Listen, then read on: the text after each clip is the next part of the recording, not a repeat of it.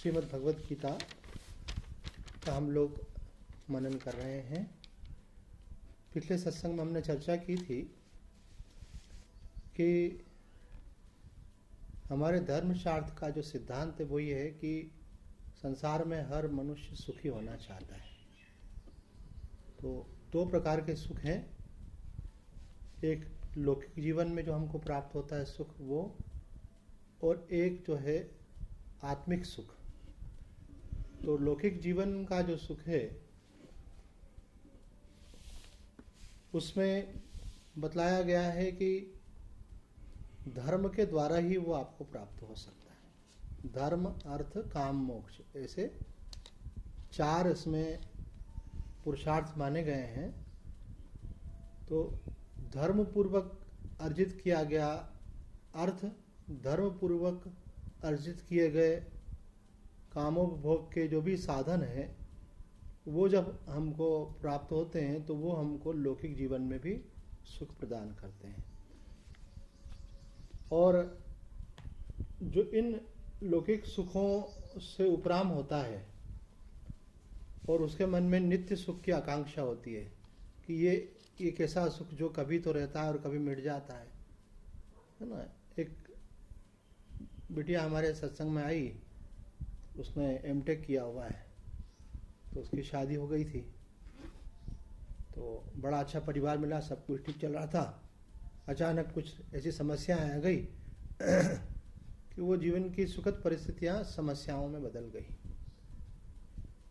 तो जब हमने पूछा कि भाई आप लोगों का जीवन का लक्ष्य क्या है, तो बोले अगर सच पूछा जाए तो अंदर की मांग ये है कि ये जो लाइफ में अप्स डाउन्स होते हैं, कभी तो बहुत अच्छा चलता है, कभी हम बहुत परेशान होते हैं, तो एक स्टेबिलिटी हो, हमारे जीवन में निरंतर शांति हो, निरंतर हमको आनंद का अनुभव, ये कैसे हो सकता है?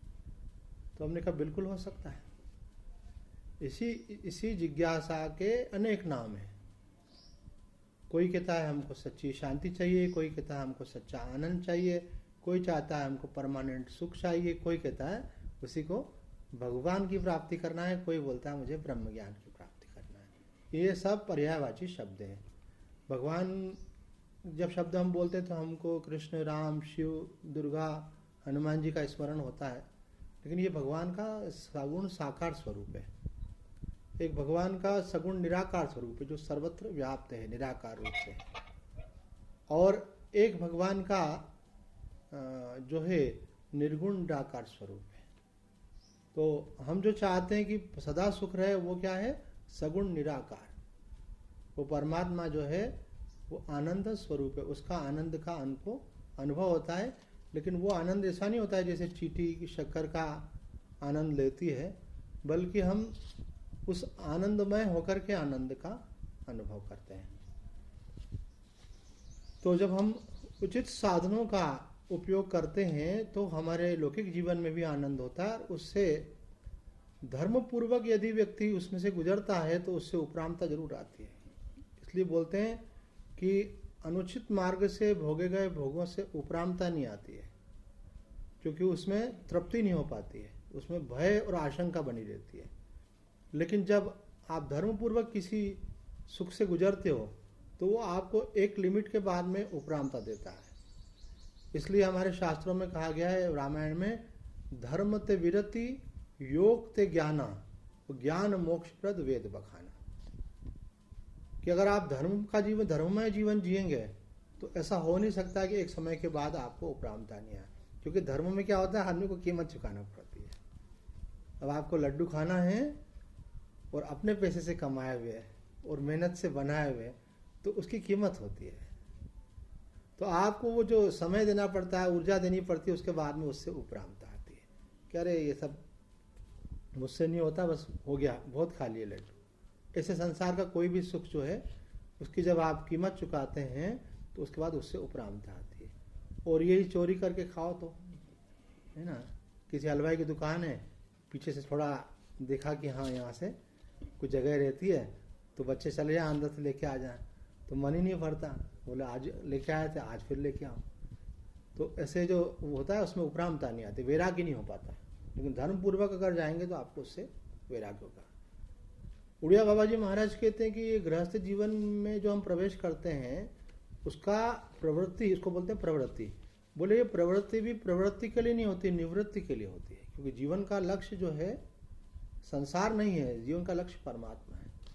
लेकिन संसार से हम जब धर्मपूर्वक गुजरते हैं तो वो हमको आगे परमात्मा की ओर ही ले जाता है। धर्म थे विरति, और उसके बाद फिर जब आदमी को वैराग्य होता है तो योगा अभ्यास करता है, ध्यान लगाता है। तो अब जब वो भगवत ध्यान, भगवत चिंतन करता है तो उसका परिणाम क्या है? उसको उस परमात्मा की प्राप्ति अर्थात संसार बंधन से मुक्ति की प्राप्ति होती है। आज हम जो श्लोक ले रहे हैं वो इस बात को बतला रहा है कि देखो समस्याओं की जड़ कहाँ है।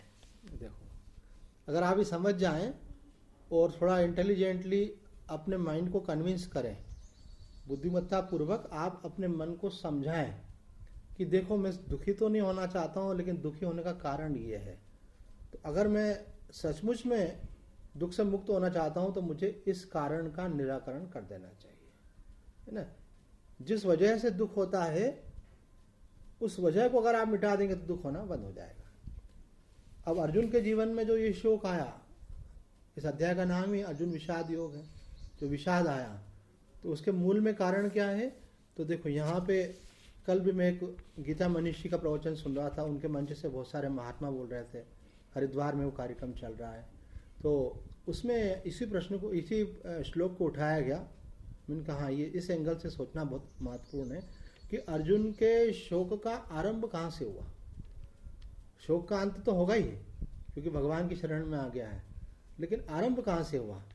तो अर्जुन के शोक का आरंभ यहाँ से हुआ कि भगवान श्री कृष्ण ने जब उसके रथ को दोनों सेनाओं के मध्य में खड़ा किया, तो अर्जुन दोनों सेनाओं के मध्य में जब खड़ा हुआ तो उसकी दृष्टि अब तक क्या थी कि मुझे दुर्योधन जो कि पापी है, दुरात्मा है, उस पाप का नाश करने के लिए मैं धर्म के प्रतिनिधि के रूप में युद्ध कर रहा हूँ और मुझे उसका नाश करना है।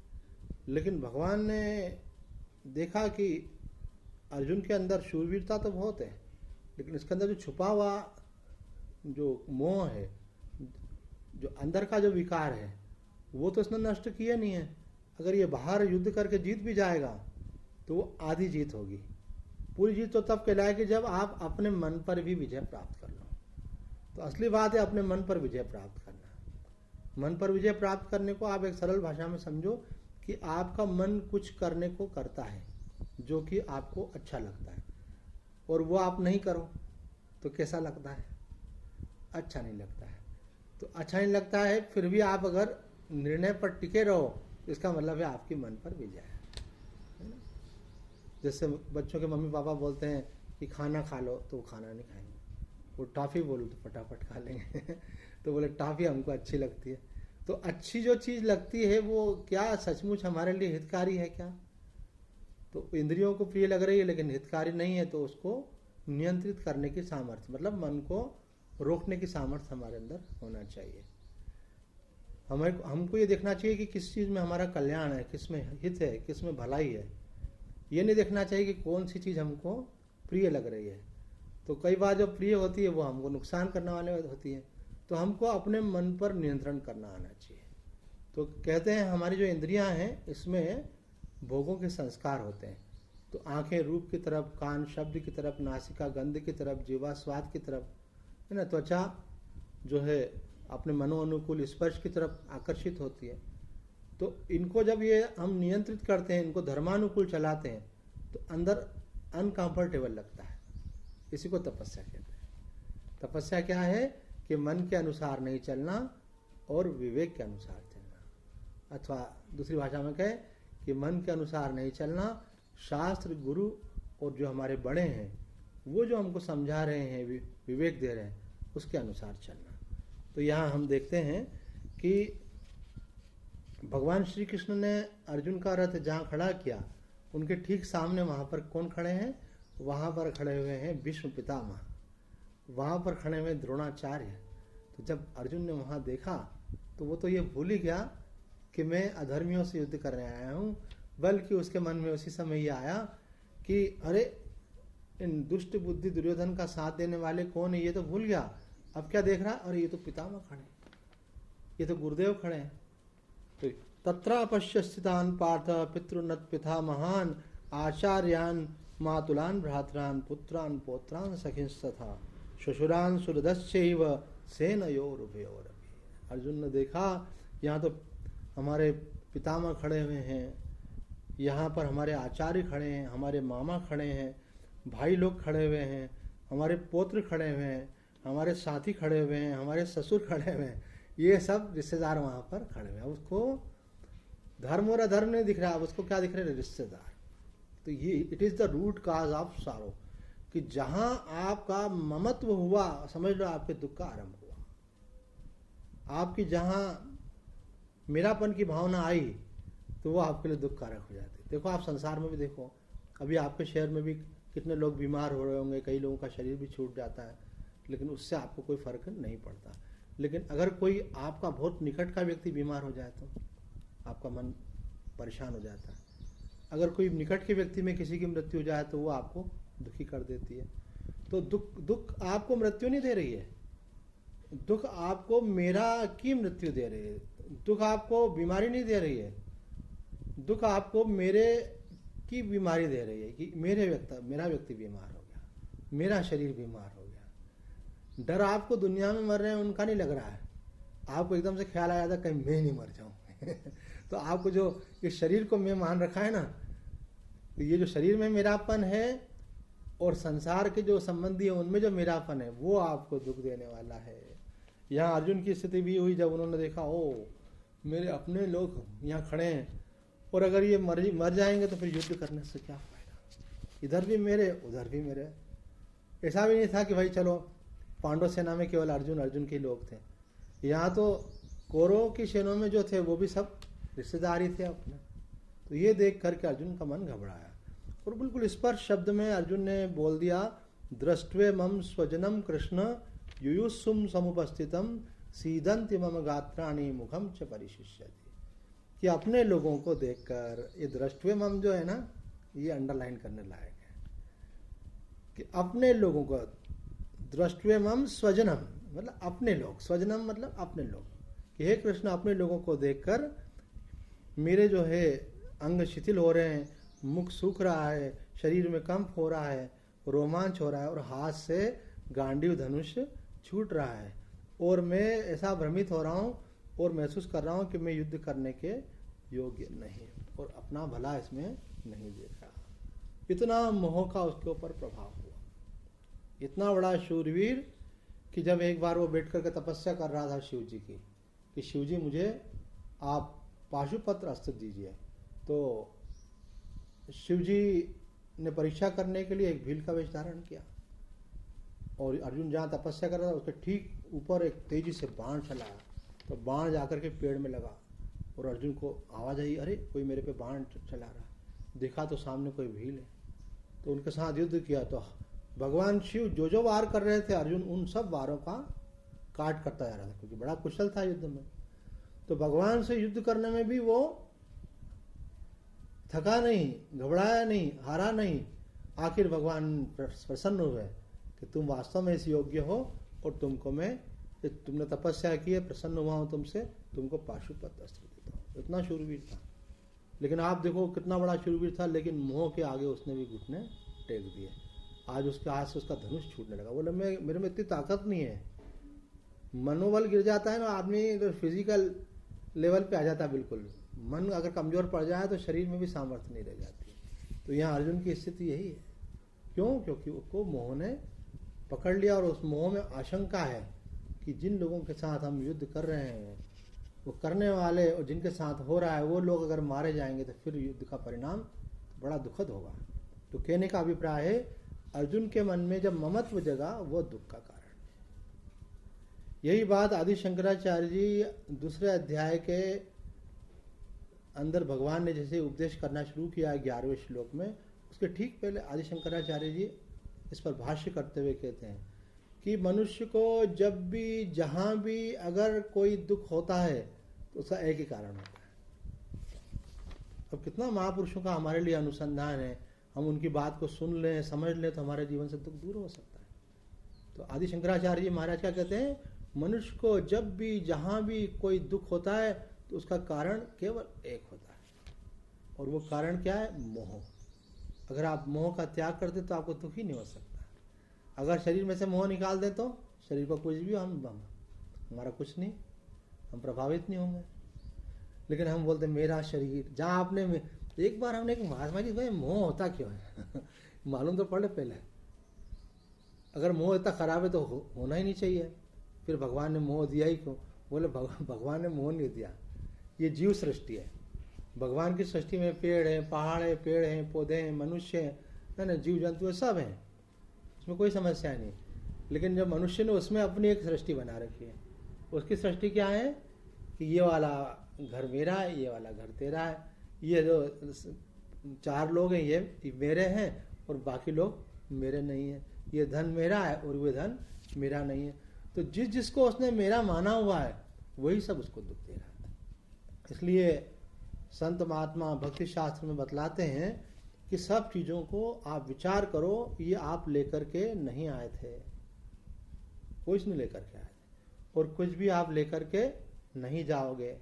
जो मिला है यही मिला है और अंत में यही छूट जाएगा, केवल वापरने के लिए।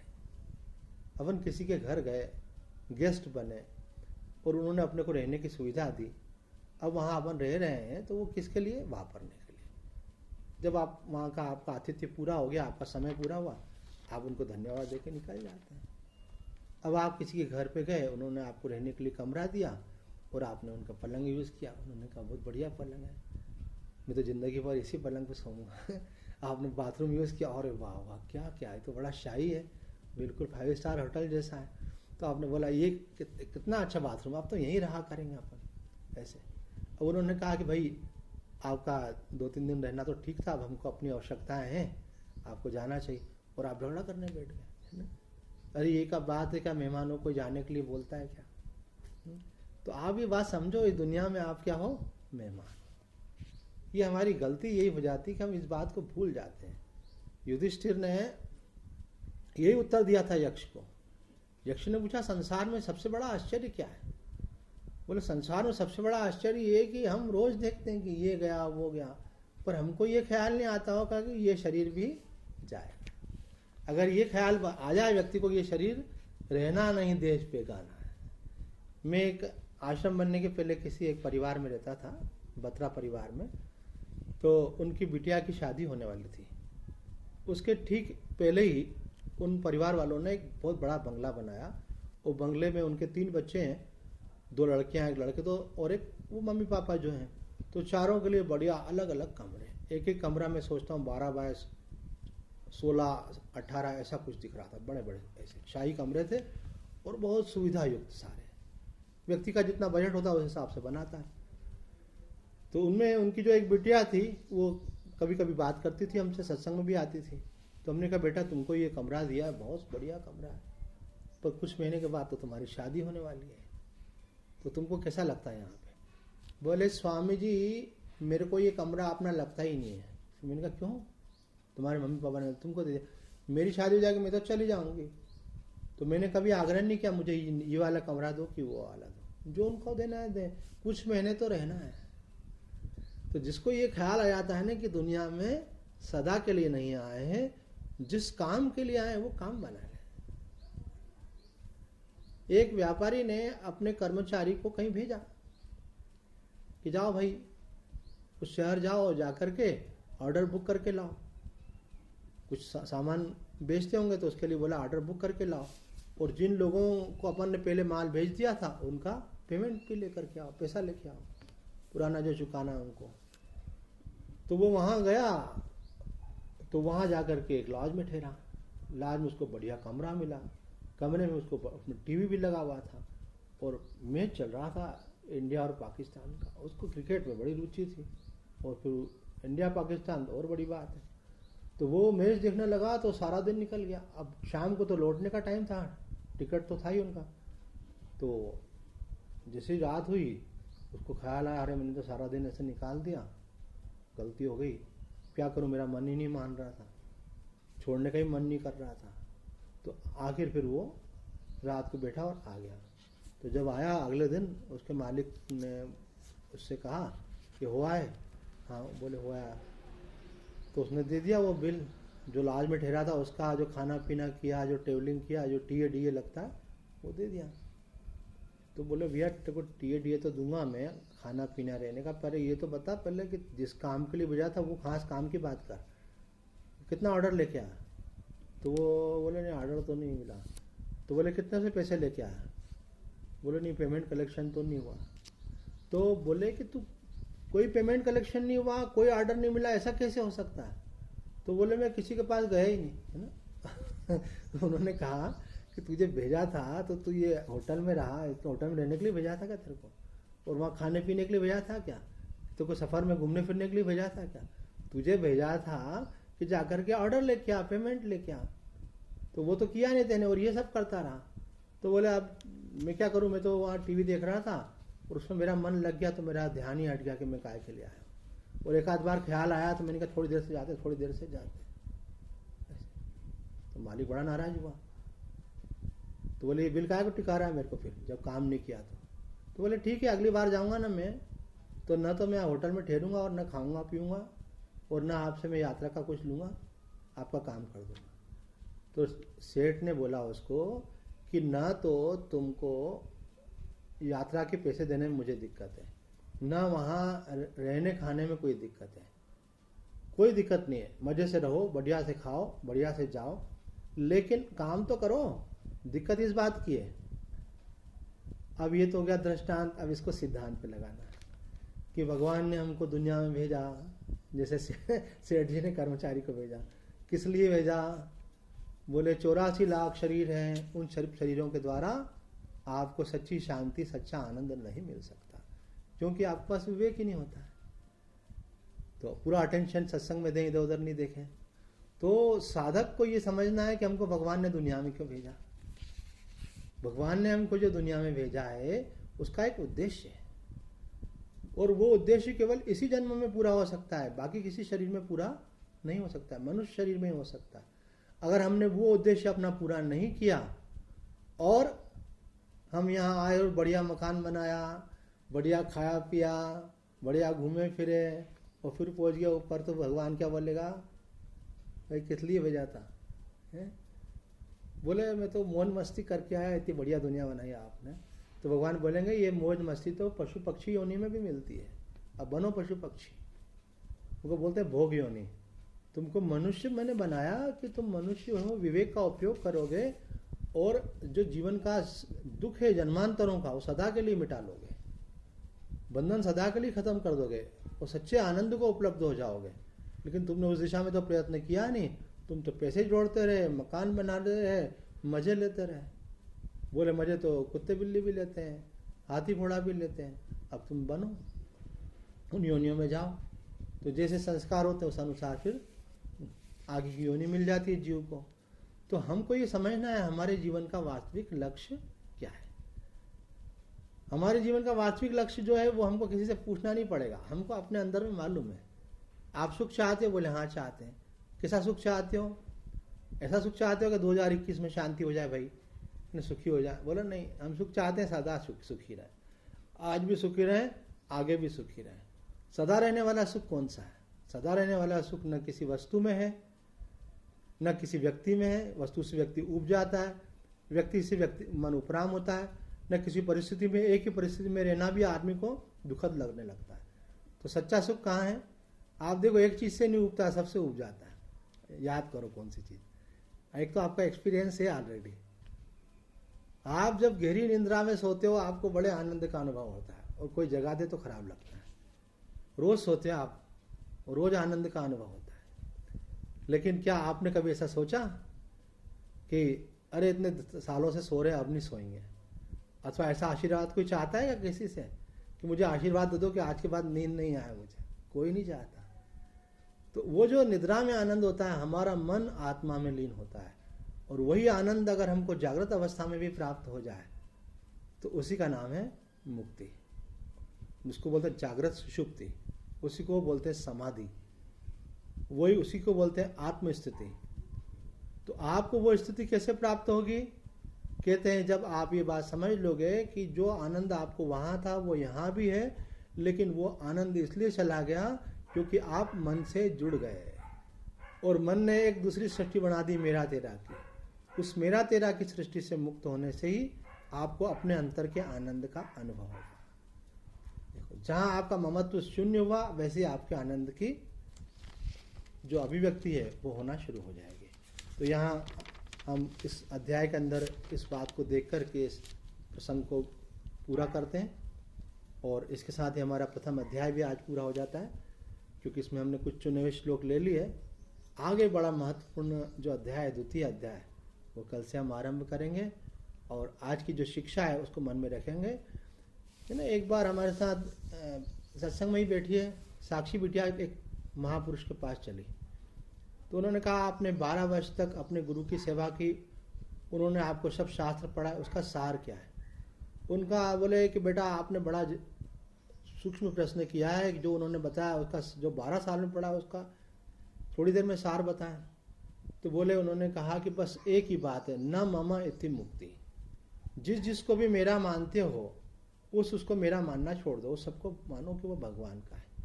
तो अगर आप ऐसा कर सकोगे तो पहले तो संसार से फिर शरीर से आपकी ममता निकल जाएगी, और जैसे इसमें से ममता निकली कि आपको जो प्राप्त करने योग्य आनंद है, जो भगवान है, जो शांति है, जो सच्चा सुख है, उसका आपको अनुभव होने लगेगा। तो आज इतना ही कहकर अपनी वाणी को विराम देते हैं। ओम पूर्णमद पूर्णमिदं पूर्णात् पूर्णमुदच्यते पूर्णस्य पूर्णमादाय पूर्णमेवावशिष्यते। ओम शांति शांति शांति।